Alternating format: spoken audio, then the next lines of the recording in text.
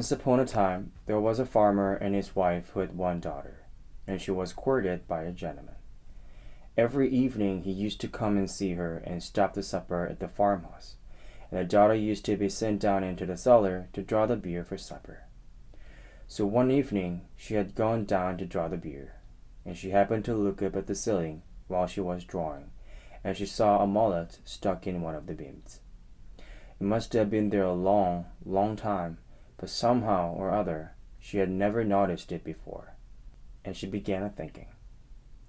And she thought it was very dangerous to have that mullet there, for she said to herself, suppose him and me was to be married, and we was to have a son, and he was to grow up to be a man, and come down into the cellar to draw the beer, like as I'm doing now, and the mullet was to fall on his head and kill him. What a dreadful thing it'd be. And she put down the candle and the jug, and sat herself down and began a-crying. Well, they began to wonder upstairs how she was so long drawing the beer, and the mother went down to see after her. And she found her sitting on the settle crying, and the beer running over the floor. Why, whatever is the matter? Said her mother. Oh, mother, says she, look at that horrid mullet. Suppose he was to be married, and was to have a son, and he was to grow up, and was to come down to the cellar to draw the beer, and the mullet was to fall on his head and kill him. What a dreadful thing it'd be. Dear, dear, what a dreadful thing it'd be, said the mother. And she set her down aside of the daughter and started a-crying too. Then after a bit the father began to wonder that they didn't come back, and he went down into the cellar to look after them himself. And there they too sat a-crying, and the beer running all over the floor.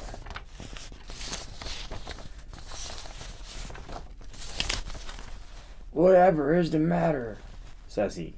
And the mother said, look at that horrid mullet. Just suppose if our daughter and her sweetheart was to be married, and was to have a son, and he was to grow up, and was to come down into the cellar to draw the beer, and that mullet was to fall on his head and kill him. What a dreadful thing it would be.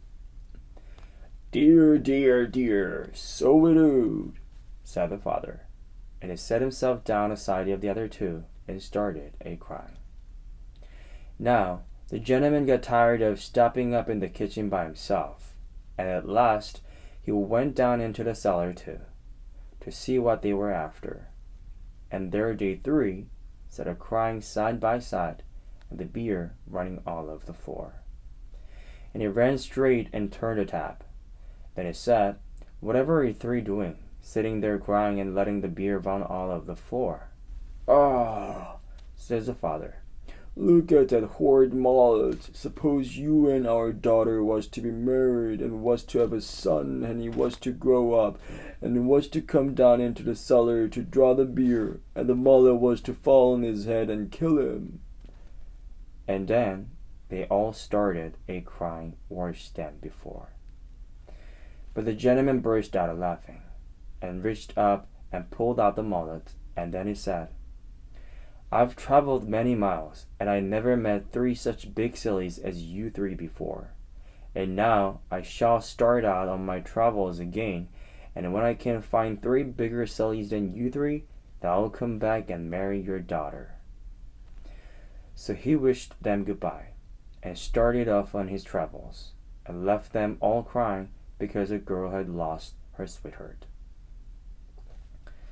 Well, he set out, and he traveled a long way, and at last he came to a woman's cottage that had some grass growing on the roof, and the woman was trying to get her cow to go up a ladder to the grass, and the poor thing durst not go. So the gentleman asked the woman what she was doing. What? She said. Look at all the beautiful grass. I'm going to get the cow onto the roof to eat it.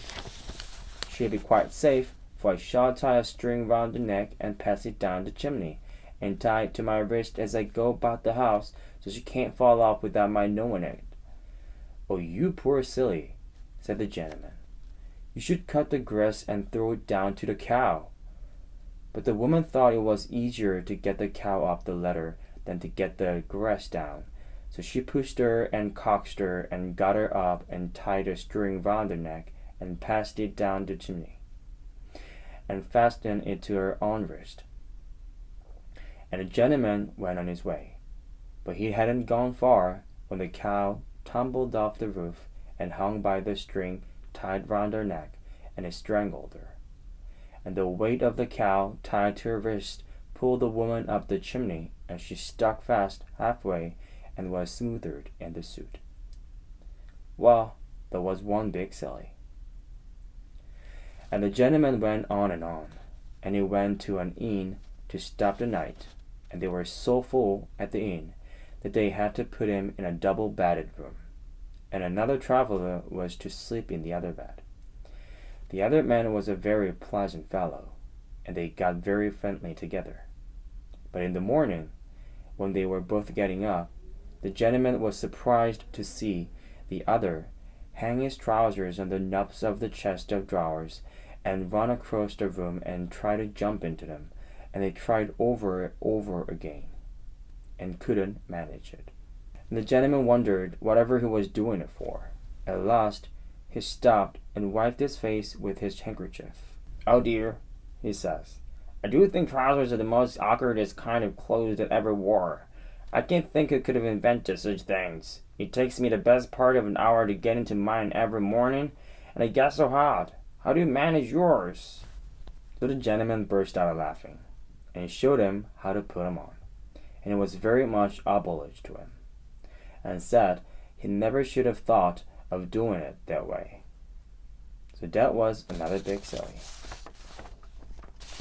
Then the gentleman went on his travels again, and he came to a village, and outside the village there was a pond, and round the pond was a crowd of people, and they had got rakes and brooms and pitchforks reaching into the pond. And the gentleman asked what was the matter. "Why," they say, "matter enough. Moon's tumbled into the pond, and we cannot rake her out anyhow." So the gentleman burst out laughing, and told them to look up into the sky, and that it was only the shadow in the water. But they wouldn't listen to him, and abused him shamefully, and he got away as quick as he could. So there was a whole lot of sillies bigger than them three sillies at home. So the gentleman turned back home again and married the farmer's daughter. And if they didn't live happy forever after, there's nothing to do with you and me.